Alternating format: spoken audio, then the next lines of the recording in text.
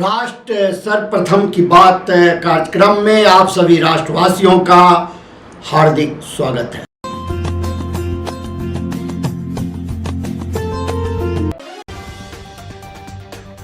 Manipur police ने प्रतिबंधित उग्रवादी संगठन यूनाइटेड पीपल्स पार्टी ऑफ कांगली पाक के सदस्य को कांगचिन जिले से गिरफ्तार किया। महाराष्ट्र के मुख्यमंत्री देवेंद्र फडणवीस विश्व आर्थिक मंच में भाग लेने के लिए स्विट्जरलैंड के दावोस रवाना। भारतीय जनता पार्टी ने आम आदमी पार्टी के वरिष्ठ नेता मनीष सिसोदिया से कुछ निजी व्यक्तियों से 1.50 करोड़ रुपए के शिक्षा ऋण के मामले में जवाब मांगा।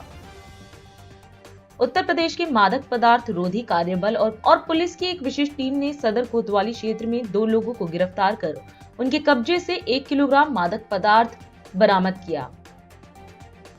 राजस्थान के मुख्यमंत्री भजनलाल शर्मा ने रविवार सुबह महाकुंभ में त्रिवेणी संगम में स्नान करके पूजा अर्चना की।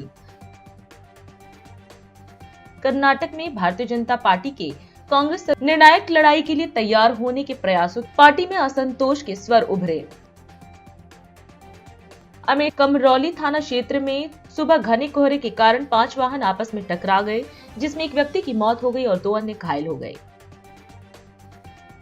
राष्ट्रीय राजधानी में रविवार सुबह कोहरा छाया रहा। न्यूनतम तापमान 9.1 डिग्री सेल्सियस दर्ज किया गया, जो मौसम के औसत से 1.6 डिग्री अधिक है। दिल्ली एनसीआर में एटीएम धोखाधड़ी से संलिप्तता के आरोप में पुलिस ने 2 लोगों को गिरफ्तार किया है। गाजियाबाद जिले के लोनी थाना क्षेत्र के कंचन पार्क कॉलोनी में एक घर में सुबह शॉर्ट सर्किट के कारण आग लग गई, जिसमें एक महिला और उसके बच्चों समेत 4 लोग जिंदा जल गए। संदीप विश्वविद्यालय की कुलपति डॉक्टर समीर कुमार वर्मा ने मीडिया को सामाजिक बदलाव का वाहक बताते हुए कहा कि सोशल मीडिया के आगमन से पत्रकारिता के समक्ष चुनौतियां बढ़ी हैं, लेकिन इसकी प्रासंगिकता आज भी बरकरार है। उन्होंने रविवार को प्रसिद्ध पत्रकार स्वर्गीय राम गोविंद प्रसाद गुप्ता की 29वीं पुण्यतिथि पर आयोजित समकालीन पत्रकारिता की चुनौतियां विषयक संगोष्ठी के मुख्य अतिथि के रूप में कहा कि वर्तमान में मीडिया एक व्यापारिक ढांचे में तब्दील हो गया है और बाजारवाद बढ़ा है। इस स्थिति में मध्यम और निचले स्तर के पत्रकारों की भूमिका अत्यंत महत्वपूर्ण हो जाती है, क्योंकि सच उजागर करने की जिम्मेदारी अब इन्हीं पर है। विशिष्ट अतिथि और बेनीपुर के विधायक डॉक्टर विनय कुमार चौधरी ने कहा कि पत्रकारों के लिए ईमानदारी से लिखना सबसे बड़ी चुनौती है। उन्होंने कहा कि निष्पक्ष पत्रकारिता ही आधुनिक समय की चुनौतियों को समाप्त करेगी।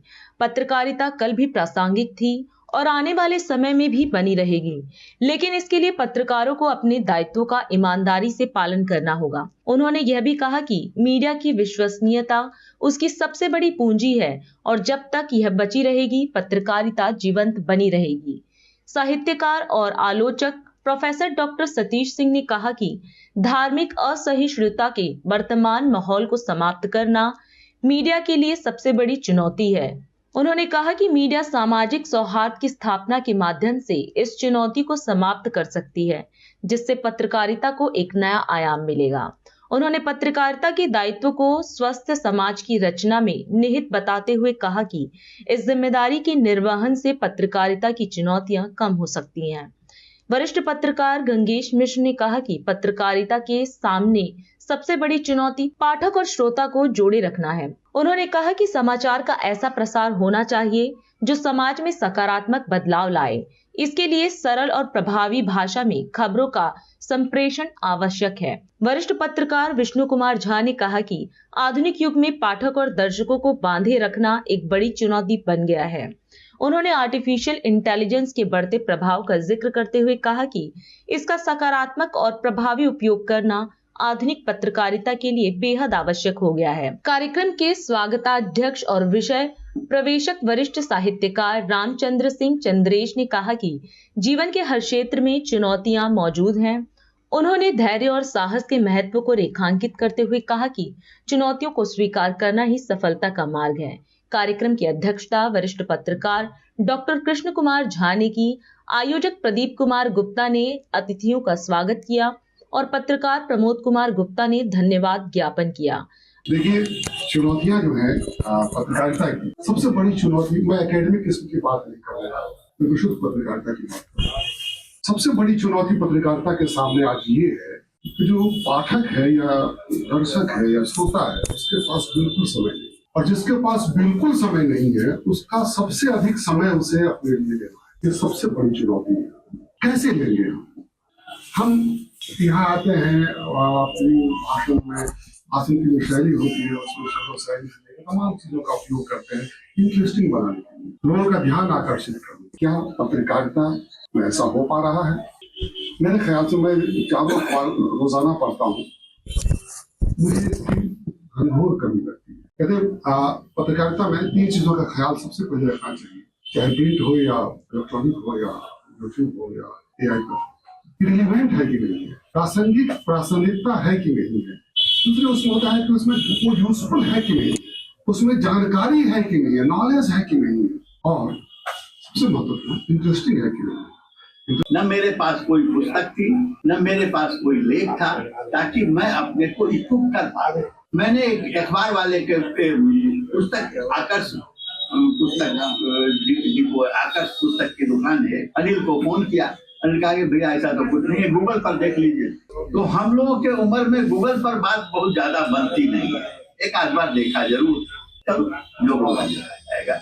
सब अपने ही लोग हैं, भूल चूक। पत्रकारिता की जो बातें हैं उस पर मेरा अपना अनुभव हम पहले बता देना, क्योंकि हम सब साथ एक आंगन में ही जितने लोग बैठे हैं, खेले जन्म लिए, खेले पढ़े बड़े, एक आंगन के सब एक दूसरे को जानते हैं, एक दूसरे से। ऐसे में पत्रकारों के इस और हमारा जो बचपना था वो यही भी था। आपकी स्तर की है, कुलपति का निर्णय होता था, उस निर्णय में किसी का क्या विचार लेना। जब वो निर्णय है, नोटिफिकेशन है, गलत नोटिफिकेशन है, उसमें हम किसी का क्यों व्यू लेते। मैं लिख देता था, इनकी साल में खटिया खरीदी जाती, सुबह में ही उनका फोन आता था, देखो फिर तुम्हारा साल होते होते कि इनकी खटिया खरीदो। ये नहीं बोल रहे हैं, बड़े भाई हैं, सप्ताह में 2 रोज 3 रोज इनकी खटिया खरीदो जाती थी। तो मेरा ये कहना है, और उस समय में विश्वविद्यालय का 2-3 कुलपतियों का कालखंड जो है बड़ा ढंग बेढंग का रहा, एक कालखंड उनका रहा। और उस समय में लिखना एक बहुत बड़ी चुनौती थी। लेकिन अगर आप सत्य लिखिएगा, आप सत्य लिखिएगा, तो आपका कोई बिगाड़ नहीं सकता। या हम लोग कहने के लिए एक दूसरे पर थोप देते हैं। अभी बड़े भाई ने कहा है कि बड़े राज जो परिवार हैं जो बनाते हैं, और उनके किसी के कोई रोकता नहीं है। यहाँ पर बैठे हुए हैं बीके झा जी, विष्णु कुमार झा जी, इनकी खबर छपती है, क्या इनको संपादक या इनके मालिक ने कभी आज तक फोन किया? बैठे हुए हैं हिंदुस्तान के ब्यूरो प्रमुख, जागरण के ब्यूरो प्रमुख भी हमको दिखाई दिए, तभी नहीं सामने में है, कोई नहीं किसी से पूछता है। मैं भी रहा हूं कभी ब्यूरो प्रमुख, हमको किसी मालिक ने कभी नहीं पूछा कि ये खबर क्यों लिखे।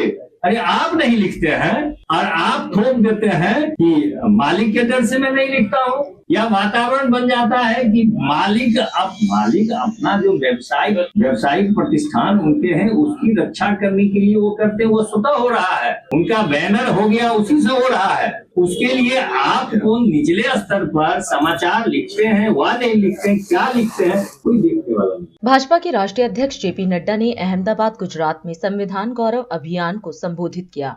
इस दौरान नड्डा ने कहा कि गुजरात वह धरती है जिसने हर आंदोलन में देश की स्वाधीनता संग्राम को दिशा दी और नेतृत्व प्रदान किया। उन्होंने भारत के संविधान पर भी प्रकाश डाला और अपने विचार साझा किए। गुजरात जब मैं आता हूं तो मैं हमेशा ये कहता हूं कि गुजरात एक ऐसी धरती है जिसने भारत के स्व के लिए, फिर चाहे वो सांस्कृतिक आंदोलन हो, फिर चाहे वो राजनीतिक आंदोलन हो, फिर चाहे वो धार्मिक आंदोलन हो, फिर चाहे वो आध्यात्मिक आंदोलन हो, सभी आंदोलनों में गुजरात ने देश के स्व को जगाने में नेतृत्व प्रदान किया है। यह पवित्र धरती को मैं नमन करता हूँ। फिर चाहे हम स्वामी दयानंद सरस्वती जी को याद करें, चाहे हम महिपाला के किंग ऑफ सौराष्ट्र जी को जिन्होंने सोमनाथ का मंदिर बनाया उनको याद करें, फिर चाहे हम भारत की आजादी में प्रमुख भूमिका अदा करने वाले महात्मा गांधी को याद करें, फिर भारत के लौह पुरुष सरदार वल्लभ भाई पटेल को याद करें, और आज सबसे लोकप्रिय दुनिया में नेता श्री नरेंद्र भाई मोदी जी को याद करें, तो हमारे ध्यान में आता है कि गुजरात ने नेतृत्व के दृष्टि से, हर दृष्टि से, धार्मिक, राजनीतिक, हर चीजों का एक नेतृत्व के दृष्टि से इस स्थान को आगे बढ़ाने में और भारत के स्व को जागृत रखने में बहुत बड़ी भूमिका अदा की है। आज जैसा कि अभी भूपेंद्र भाई, दादा भाई बता रहे थे कि 26 नवंबर 1949 को संविधान सभा ने ये भारत के संविधान को अडॉप्ट किया, यानी भारत के संविधान को स्वीकृति दी और भारत का संविधान 1950 26 जनवरी से लागू हुआ। लेकिन देखिए, हम जब गौरव यात्रा की बात करते हैं तो किसी भी चाहे वो काल की गणना करे, चाहे वो किसी भी विषय की गणना करे, उसमें उतार और चढ़ाव आते हैं। और हमको जब ये 75 साल की यात्रा याद करनी हो तो हमें 75 साल का इतिहास याद करना पड़ेगा, इसके उतार और चढ़ाव को याद करना पड़ेगा, इसके अमावस्या और पूर्णमासी को भी याद करना पड़ेगा। और जब मैं ये बोलता हूँ तो हमने एडॉप्ट किया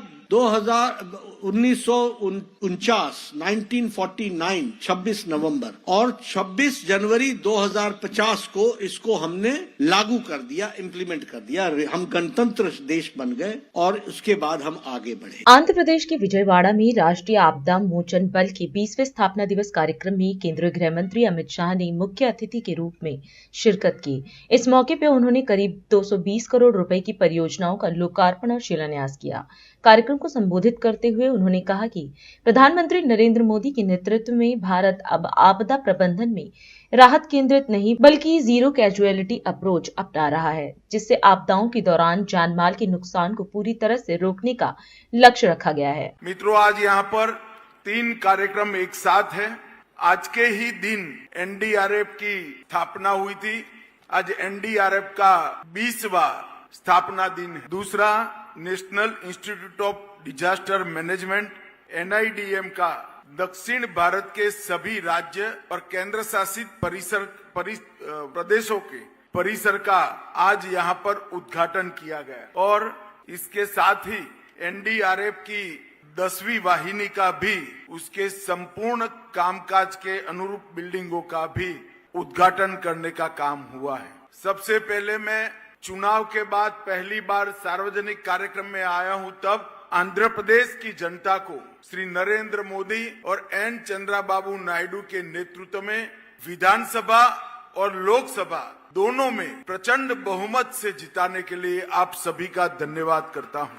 मित्रों, ईश्वर ने भेजी हुई आपदा होती है। डिजास्टर ईश्वर जब भेजता है तो NDRF काम में आता है और मैन मेड डिजास्टर जब होता है तब NDA काम में आता है। 2014 से 19 5 साल अपार संभावनाओं वाले राज्य आंध्र प्रदेश की जिस प्रकार से दुर्गति हुई वो मैन मेड डिजास्टर था। और मैं आज आंध्र प्रदेश की जनता को विश्वास दिलाना चाहता हूं कि आपके 5 साल जो व्यर्थ गए हैं इसकी चिंता मत करना। 3 गुना स्पीड से चंद्रबाबू जी और मोदी जी की जोड़ी आंध्र प्रदेश का विकास करेगी।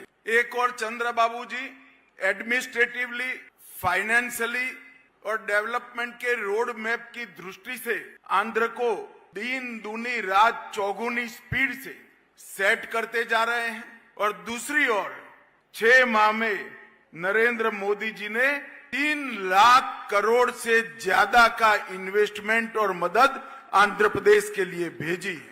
अभी 2 दिन पहले ही कैबिनेट में विशाखापट्टनम के स्टील प्लांट के लिए 11,000 करोड़ रुपए की इन्वेस्टमेंट की घोषणा, मदद की घोषणा नरेंद्र मोदी जी ने की है। इसमें 11,000 करोड़ रुपए से ज्यादा महत्वपूर्ण ये है कि आंध्र का गौरव ऐसा विशाखापट्टनम स्टील प्लांट अब लंबे समय तक चलने वाला है, वो सुनिश्चित हो गया है। ब्रेक का हम चलते हैं ब्रेक पर, आप कहीं जाए नहीं, छोटा सा ब्रेक।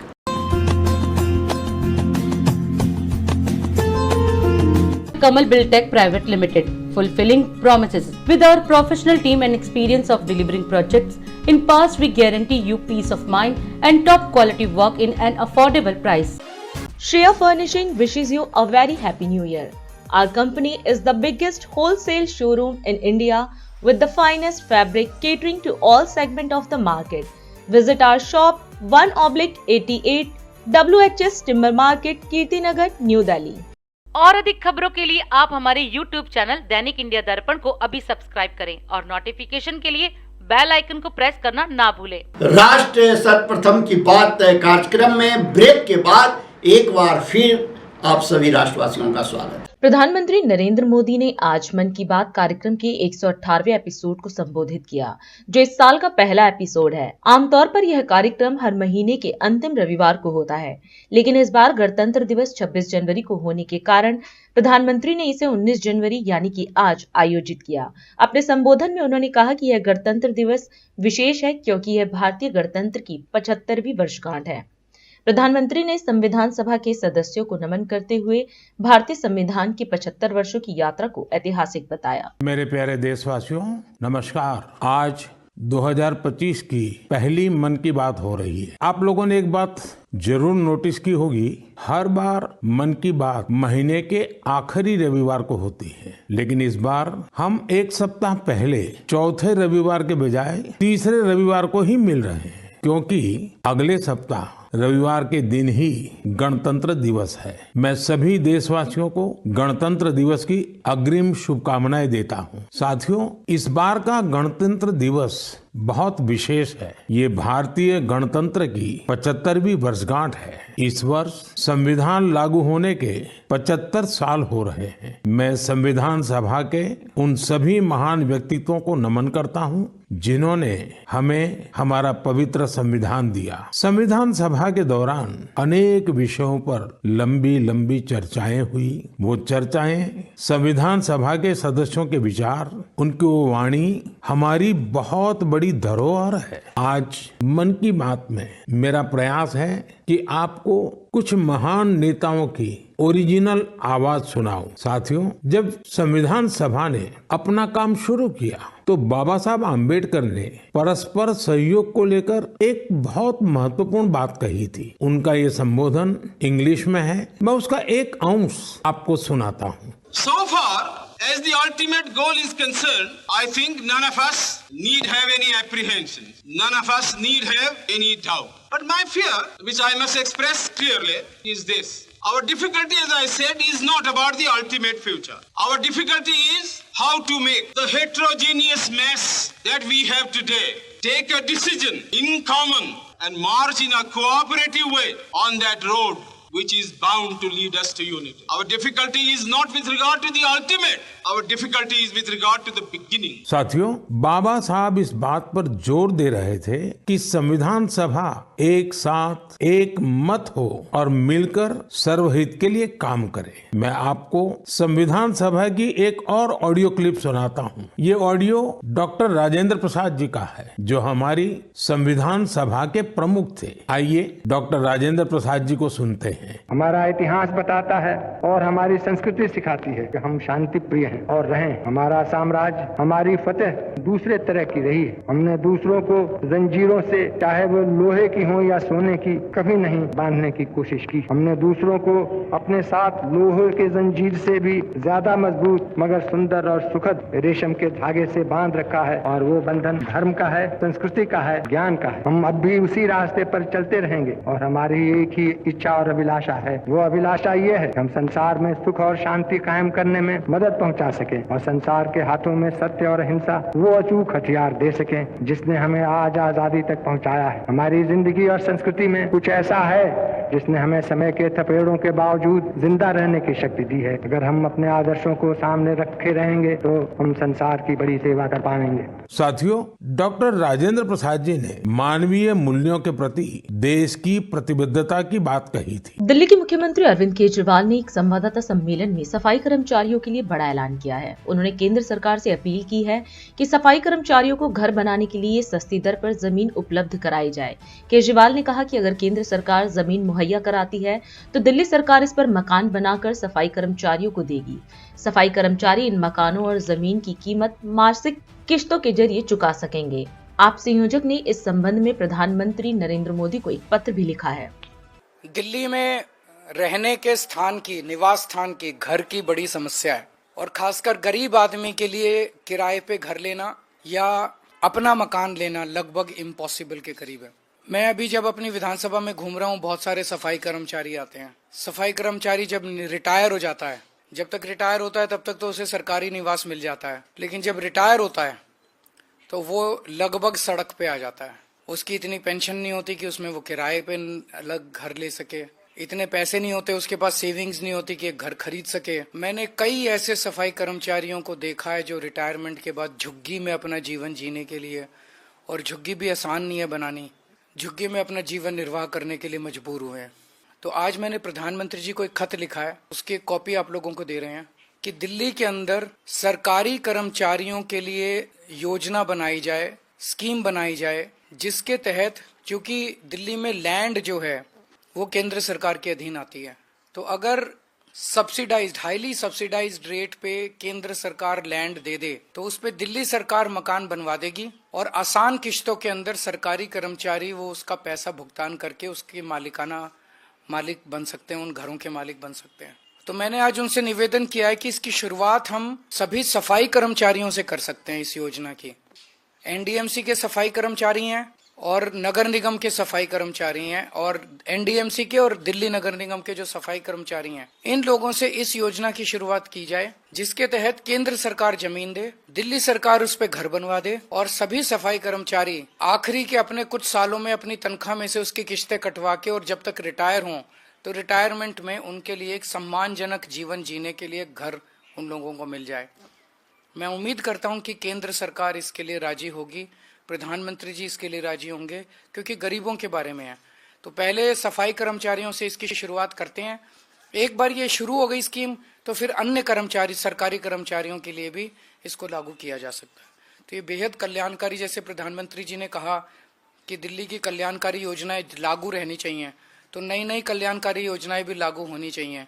ये एक नई कल्याणकारी योजना मैंने आज प्रधानमंत्री जी को भेजी है। दिल्ली के चुनावी माहौल के बीच आम जनता के दिल की बात जानने डीआईडी न्यूज प्रतिनिधि और राष्ट्र सर्वप्रथम टीम दिल्ली के कोने कोने में जा रही है। उत्तम नगर, विकासपुरी, जनकपुरी जैसे इलाकों में जनता के सभी वर्गों से, चाहे वह आम नागरिक हो, गरीब हो या व्यापारी वर्ग, सभी से राष्ट्र सर्वप्रथम टीम ने बात की और जनता की दिल की बात जानने का प्रयास किया। क्या उद्गार निकला जनता के दिल से, आप भी सुने। उत्तम नगर विधानसभा क्षेत्र के जो है वार्ड नंबर 115 गुलाब बाग उत्तम नगर में है हम इस समय। आइए जानते हैं यहाँ के आम जनता से, पूछते हैं कि चुनावी मुद्दा क्या है, जो कि विधानसभा चुनाव का जो है इस समय बिल्कुल बच चुका है। 5 फरवरी को जो है चुनाव होना है, तो उसी के संदर्भ में जो है चुनावी मुद्दा जो है, जैसे कि भाजपा हो या कांग्रेस हो या आम आदमी हो या अन्य पार्टी हो, उनमें से जो है आपके क्षेत्र में क्या चुनावी माहौल चल रहे हैं? चुनावी माहौल सर हमारे यहाँ तो झाड़ू का है, इस वक्त झाड़ू का ही चल रहा है जी। अच्छा, ठीक है सर। हाँ जी। और हम चाहेंगे जो हमारे घर के जितने भी लोग हैं वो झाड़ू के साथ। यहाँ पे अभी कांग्रेस का तो कोई वो है नहीं जी, जनता कोई नहीं है, ठीक है जी। झाड़ू का है। रही भाजपा की बात है, अगर हमारे यहाँ से जो हमारे नज़दीकी प्रत्याशी होते तो उनकी शायद उम्मीद थी। अब ये अपना जो दूर से आए हैं, इनका कोई यहाँ पे लेना ध्यान नहीं है। हाँ ठीक है, इनके कैडर वोट हो सकता है, कैडर वोट हो सकता है जी, लेकिन आम जनता का वोट नहीं जी। और देखो चुनावी यहाँ जी जोर जो है आम आदमी पार्टी का ही है। हाँ ठीक है जी। बाकी दोनों का कौन है प्रत्याशी, कौन है? मलयान जी देश प्रधान की पत्नी है। अच्छा, उनकी पत्नी है। वो पहले भी विधायक हैं? हाँ, पहले विधायक ऑलरेडी हैं। ये भी आनी चाहिए जो दिल्ली को कल्याण करेगी। आम आदमी पार्टी झूठेबाजी करती है, उसका परिंदा अरविंद केजरीवाल दिल्ली को हिंसा बना के रखा हुआ है। विकासपुरी विधानसभा क्षेत्र के अंदर जो है वार्ड नंबर 108 ओम बिहार उत्तम नगर में हम खड़े हैं, फेस 1 में खड़े हैं। आइए जानते हैं यहाँ के जो आम जनता है उनसे राय विचार लेते हैं कि चुनावी मुद्दा है क्या। ये आपके क्षेत्र में जो है क्या है, मतलब चुनावी मुद्दा? चुनावी मुद्दा यहाँ यही है भाई, सफाई तो हमारी सही चल रही है, सड़क भी सही बनी हुई है, और बाकी दिक्कत पानी की चीज़ें होती है, पानी प्रदूषण का ठीक है, कोई खास माहौल के पर अभी बना नहीं है। अच्छा। हाँ, बाकी ठीक है, विधानसभा सही है, हमारा एमएलए काम सही कर रहा है, पहले काम सही हुए, बाकी आगे देखी जाएगी। हमें तो काम करने वाला बनना चाहिए जो हमारा काम करे, बिल्कुल बिल्कुल हमारी सुने। बहुत सही चल रहा है यहाँ का, तो अभी तो राजनीतिक माहौल ठीक है। हाँ, बाकी समय बताएगा किसकी याद तक आएगी। अच्छा, बाकी यहाँ से महेंद्र यादव जी की है उम्मीद। हमारी कॉलोनी में जो भी नेता आया, विकास करानी, कांग्रेस आई, बीजेपी आई या झाड़ू वाला आया, हम चाहते हमें ऐसा नेता चाहिए जो बीएससी भारतीय भोजन समाज का, हमें ऐसा नेता चाहिए जो भला कर सके पब्लिक का। बिल्कुल, हमें वो नेता चाहिए बस जी।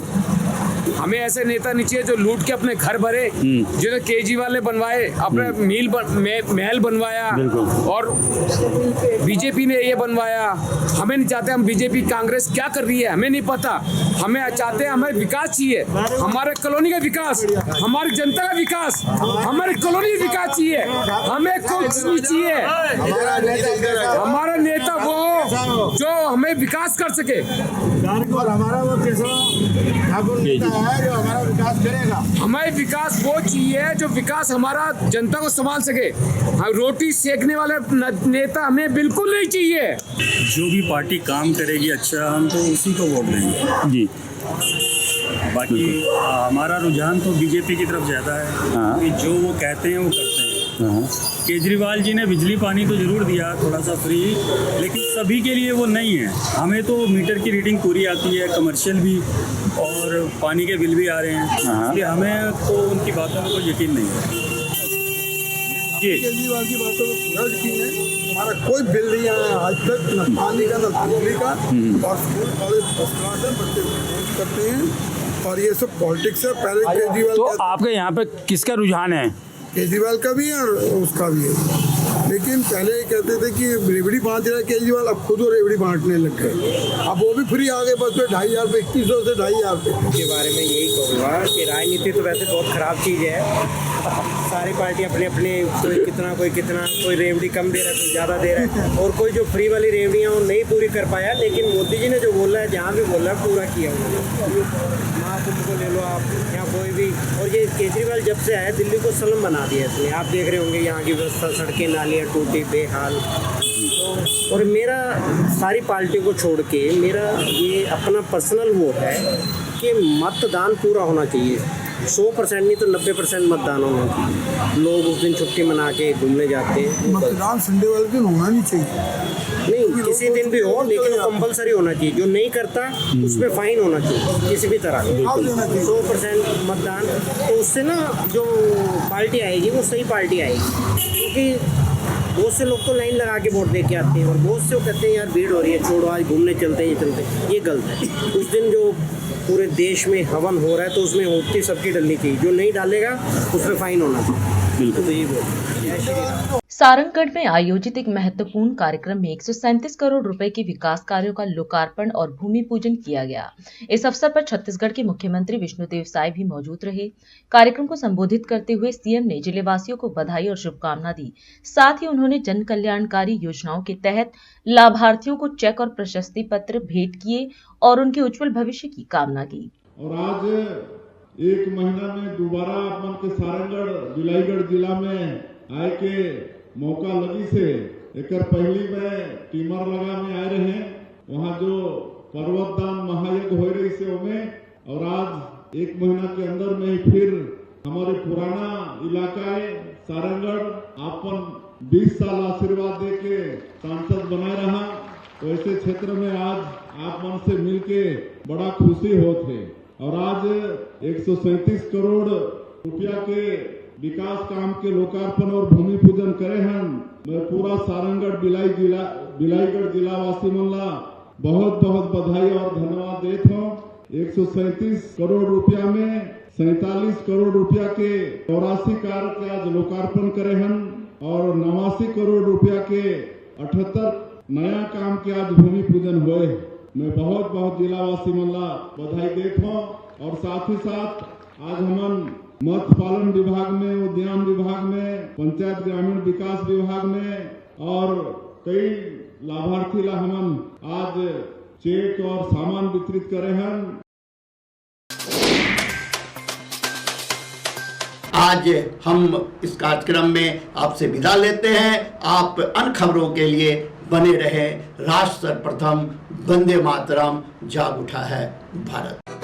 राष्ट्र सर्वप्रथम।